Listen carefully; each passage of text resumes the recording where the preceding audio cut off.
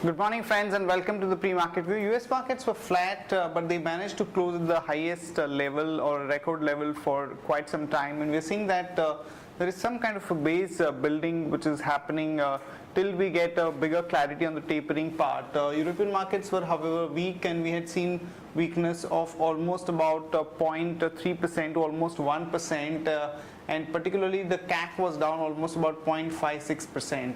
And when we look at the Asian markets today morning, most of the markets are showing weakness. If you look at Nikkei, it's down about 0.3%. Hang Seng is also marginally down, and when we look at the SGX Nifty, it's suggesting that we are going to open down about 22 to 25 points.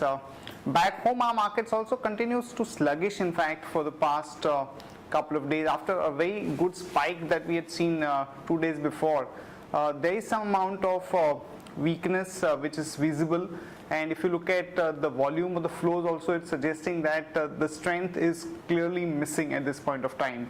We had seen some amount of bounce back in companies like Yes Bank and to some extent even metal stocks were good. Mahindra in particular was quite resilient, but the breadth of the market was clearly weak. In terms of flows, friends, we had seen selling by the FIs in the cash market to the tune of 257 crore. Even the domestic institutions were sellers to the tune of about 240 odd crore. And in the index futures, we have seen selling of almost about 16 crore. So as we are approaching expiry, it's important to know what kind of rollovers we've seen so far and what could be the possible cues based on the open interest across strikes. For all of that, let me invite Shaival to take us through those cues and ideas. Good morning friends, let's have a view at derivatives. Friends, yesterday we have seen that the markets opened on a gap of opened gap down by more than 20 to 30 points, and then it showed some resilience during the initial hour of trade and it recovered sharply. But it was unable to trade in a positive terrain due to the selling pressure, or say some short positions were built up at higher levels, and due to which after that market again resumed its southward journey and continued its southward journey all through the day. Now we have seen that the PCR ratio from 0.96 has come to 0.89, and talking about India VIX, it has increased marginally. Now talking about the options activity, the current option matrix has been suggesting that call option of strike 6,100 stands with highest number of shares in the open interest, whereas on the put side the same activity is witnessed in 6,000 put option and 6,100 put option.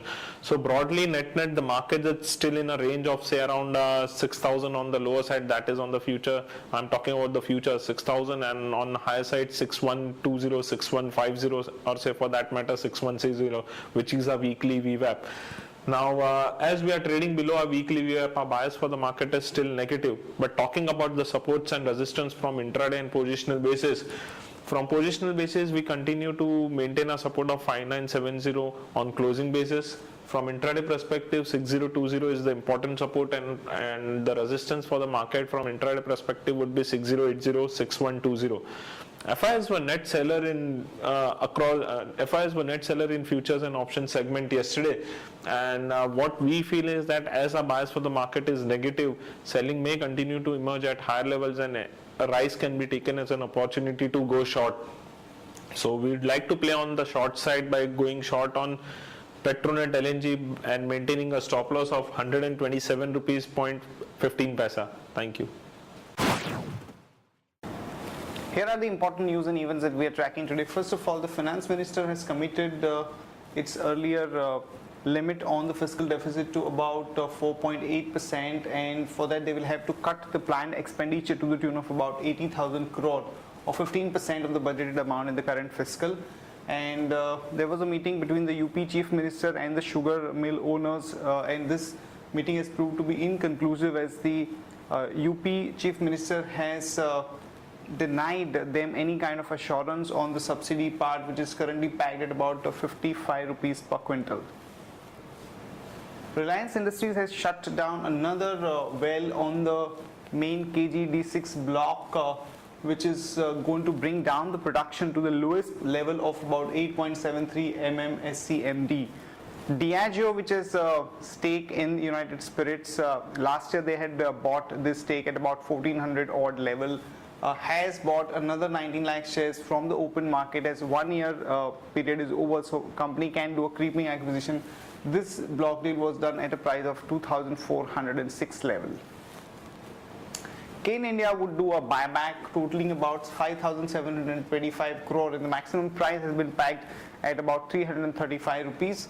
And there are indications coming out from Aditya Birla Group that they are looking at increasing their stake both in Hindalco as well as Grasim for a total sum of about 6,000 crore, and the idea is to take the stake up to about 40 to 45%.